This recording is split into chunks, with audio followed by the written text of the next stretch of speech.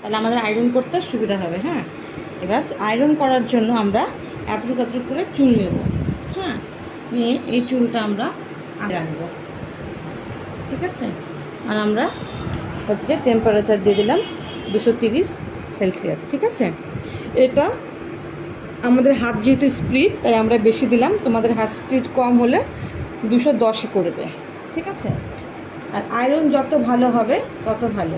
আর এখানে আমি হচ্ছে আইকনিকের টাইটান প্রো হচ্ছে সাইন প্রো টাইটানিয়াম সাইন মেশিনটা ইউজ করছি। হ্যাঁ, এই যে এরকম ধোঁয়া বেরোবে, এটা কোনো ভয় পাওয়ার কিচ্ছু নাই, ঠিক আছে।